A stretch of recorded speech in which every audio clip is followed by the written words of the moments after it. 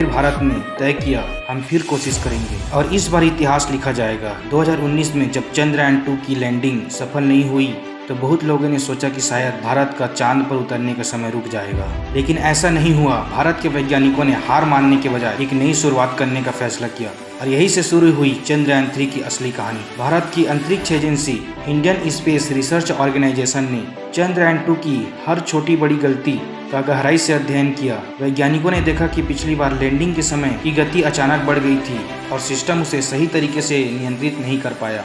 इसीलिए चंद्रयान 3 में सबसे ज्यादा ध्यान सुरक्षित लैंडिंग सिस्टम पर दिया गया। पहले वैज्ञानिकों ने लैंडर के सॉफ्टवेयर को पूरी तरह से नया बनाया। अब लैंडर में ऐसे सेंसर लगाए गए तो चांद की सतह को और बेहतर तरीके से पहचान सके। इसके अलावा लैंडर से नई लेजर और कैमरा तकनीक भी जोड़ी गई। इनका काम था चांद की जमीन को स्कैन करना और सुरक्षित जगह पर लैंडिंग करवाना। इतना ही नहीं, इस बार लैंडर के पैरों को भी पहले से ज्यादा मजबूत बनाया गया ताकि अगर लैंडिंग के समय थोड़ी भी ज्यादा गड़बड़ी हो तो भी लैंडर सुरक्षित रह सके। लैंडर के अंदर एक छोटा लेकिन बेहद महत्वपूर्ण रोवर भी रखा गया जिसका नाम था प्रज्ञान रोवर। इस रोवर का काम था चांद की मिट्टी और चट्टानों का अध्ययन करना और यही जानकारी पृथ्वी पर भेजना। वही लैंडर का नाम रखा गया था विक्रम लैंडर। यह नाम भारत के महान वैज्ञानिक विक्रम साराभाई की याद में रखा गया था। लेकिन चंद्रयान 3 को चांद तक पहुंचाने के लिए एक शक्तिशाली रॉकेट की जरूरत थी। इसके लिए चुना गया LVM-3 रॉकेट। यह भारत का सबसे शक्तिशाली रॉकेट है जो भारी अंतरिक्ष यानों को अंतरिक्ष में भेज सकता है। अगले 4 साल तक भारत के वैज्ञानिक दिन रात मेहनत करते रहे, कई बार परीक्षण किए, कई बार सिस्टम की जांच हुई और हर बार वैज्ञानिक ने यह सुनिश्चित किया कि इस बार कोई गड़बड़ी न हो। आखिरकार 2023 में वह पल आ गया जिसका पूरे देश को इंतजार था। भारत तैयार था चांद की ओर एक और ऐतिहासिक यात्रा के लिए। 14 जुलाई 2023 अब शक्तिशाली रॉकेट LVM-3 रॉकेट ने आकाश को चीरते हुए उड़ान भरी तो उसके साथ उड़ रहा था भारत का सपना चंद्रयान 3। लेकिन असली यात्रा अब शुरू होने वाली थी क्योंकि चांद तक पहुंचना कोई सीधी सड़क पर चलने जैसा नहीं है। अंतरिक्ष में हर कदम बहुत सावधानी से उठाना पड़ता है। रॉकेट ने यान को पृथ्वी की कक्षा में छोड़ दिया। यान धीरे धीरे पृथ्वी की चारों ओर चक्कर लगाने लगा। हर चक्कर के साथ वैज्ञानिक इसकी गति बढ़ाते गए। इस प्रक्रिया को कहा जाता है ऑर्बिट रेसिंग।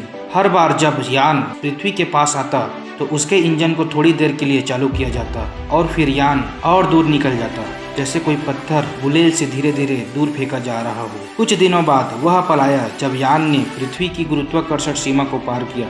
यान चांद की ओर बढ़ रहा था। अंतरिक्ष में चारों तरफ गहरी खामोशी थी, लेकिन भारत के वैज्ञानिक हर सेकंड इसकी निगरानी कर रहे थे। इस मिशन को संचालित कर रहा था भारत का अंतरिक्ष संगठन इंडियन स्पेस रिसर्च ऑर्गेनाइजेशन। फिर आया मिशन का एक और महत्वपूर्ण चरण, लूनर ऑर्बिट इंसर्शन। यान धीरे धीरे चांद की कक्षा में प्रवेश कर गया। यान चांद के चारों ओर चक्कर लगाने लगा। यहाँ वैज्ञानिकों ने यान की गति को बहुत सावधानी से नियंत्रित किया क्योंकि अगर गति थोड़ी सी भी ज्यादा होती तो यान चांद से दूर निकल जाता और अगर बहुत कम होती तो यान चांद की सतह से टकरा सकता था। धीरे धीरे यान की कक्षा को छोटा किया गया। हर चक्कर के साथ यान चांद के और करीब आता। अब वह समय नजदीक आ रहा था जिसके लिए पूरे देश ने इंतजार किया।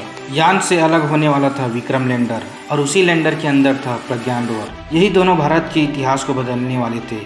लेकिन अभी सबसे कठिन पल था क्योंकि चांद पर उतरना अंतरिक्ष विज्ञान की सबसे मुश्किल प्रक्रियाओं में से एक है। 23 अगस्त 2023 शाम का समय था। भारत के लाखों लोग टीवी और मोबाइल स्क्रीन के सामने बैठे थे। किसी की सांसें तेज थी, किसी की आंखें स्क्रीन से हट ही नहीं रही थी क्योंकि आज होने वाला था भारत के इतिहास का सबसे बड़ा पल। अंतरिक्ष में चांद की सतह से कुछ किलोमीटर ऊपर धीरे धीरे नीचे उतर रहा था विक्रम लैंडर। यह वही लैंडर था जिसके नाम में एक सपना छिपा था। यह नाम रखा गया था भारत के महान वैज्ञानिक विक्रम साराभाई के सम्मान में।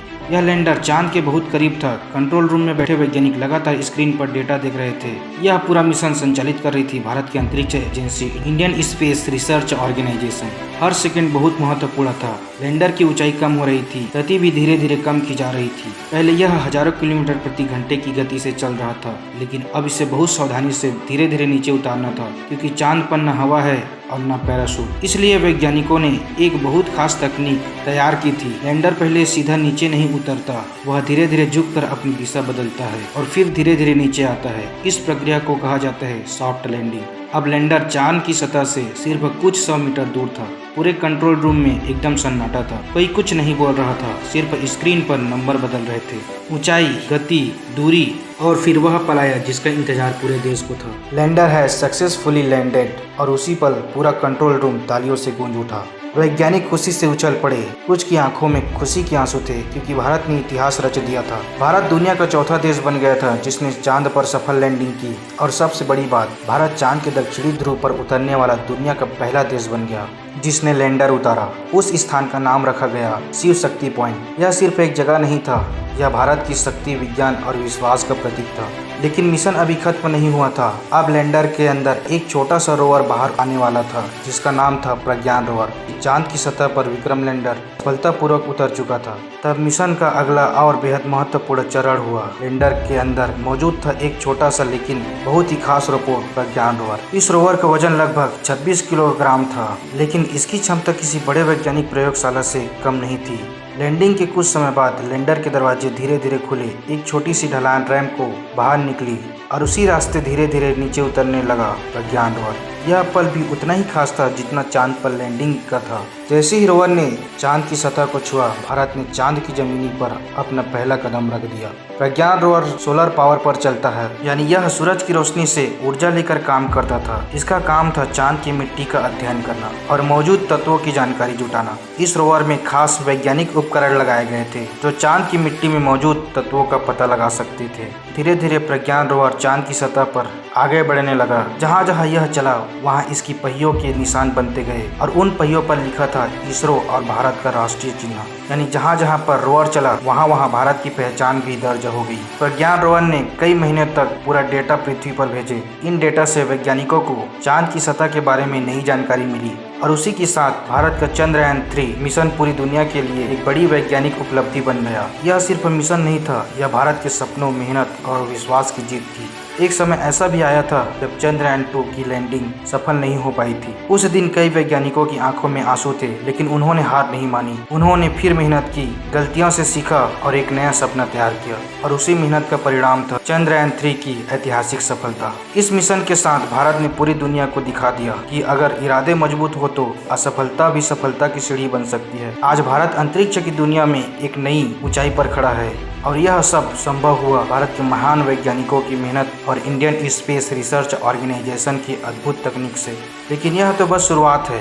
आने वाला समय में भारत और भी बड़े मिशन करने वाला है। शायद अगली बार भारत का अंतरिक्ष यात्री चांद की सतह पर कदम रखे और उस दिन पूरी दुनिया देखेगी भारत का इतिहास। और ऐसे विज्ञान और अंतरिक्ष की अद्भुत कहानियां सुनने के लिए चैनल को सब्सक्राइब जरूर करें, क्योंकि भारत का अंतरिक्ष सफर अभी जारी है। जुड़िए द नॉलेज प्लैनेट के साथ। मिलते हैं अगली वीडियो में ऐसी ही रोमांचक, अद्भुत और सच्ची कहानी के साथ।